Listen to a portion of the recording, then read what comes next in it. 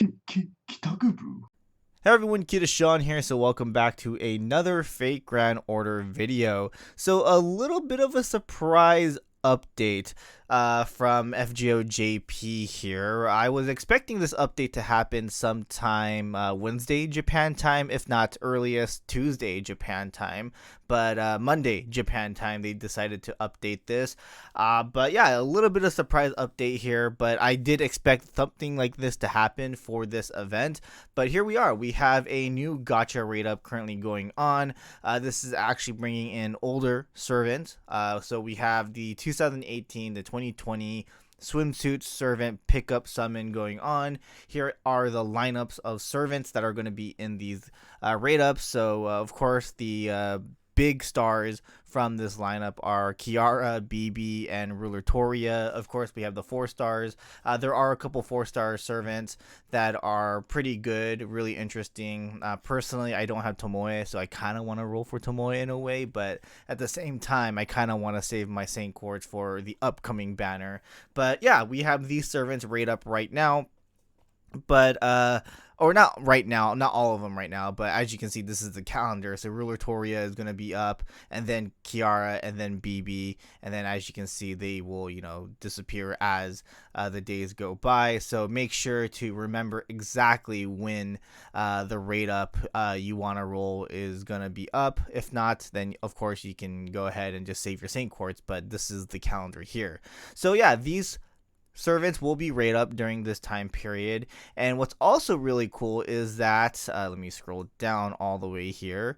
Ruler Toria gets a buff. This is actually a servant that I expected to get a buff this event, especially because she's actually in the story of the event. So once I saw her in the event, I was like, oh, okay, she's getting a buff. This is why they didn't buff her during the anniversary. So this completely makes sense on why they did that. And it's a pretty solid buff too. So let's go ahead and talk about it. So this is for her 3rd skill. I was actually really hoping that her Noble Phantasm would get touched, but instead, it's a 3rd skill, which is still a skill that needed some upgrades. But originally, the 3rd skill was increased own attack for 3 turns and increased own critical star absorption for 1 turn. The increased own attack was 20 to 40%, and then the absorption was 300% to 600%. Now, this changes into the entire party for the increased attack. So instead of just her, it's the entire party. So that is an additional 40% to the entire party if the skill is leveled up max. So that's really great. Your attackers, or not attackers, sorry, your party members can also do some damage, which is actually pretty cool. Now, not only that, this also includes an upgrade where she can increase her own buster cards 20 to 30% for 3 turns. So of course, she does have a Buster MP and she has 2 Buster cards, so she'll be able to do, of course, more damage with that because she does lack damage on the MP. So this is actually really nice to see that she can again produce more damage. That's actually the reason why I wanted them to buff the MP. I wanted them to allow her to do more damage, but this is basically one way to do that. So yeah, this is pretty solid. Again, it allows her to not only give herself 40% but the entire party, and it's not the greatest thing in the world. I wish they did a little bit more to it. I do think it's a little bit mid in a way, but I still think, again, it's a way to have her produce more damage, which again is something that she did lack. So yeah, this is, again, it's not the greatest buff in the world or anything like that, but it's a solid buff to allow her to do some more damage. So hopefully next time they will buff her MP. Like, I think that's probably what they need to fix next time.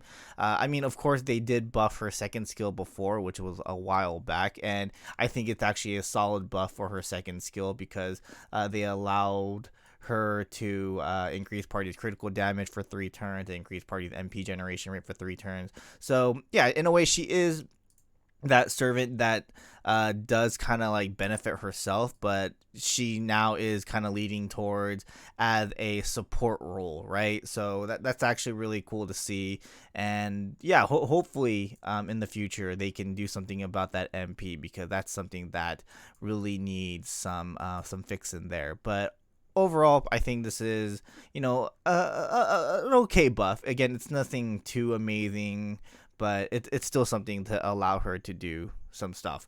But yeah, that's basically it. Just a quick little video regarding this update.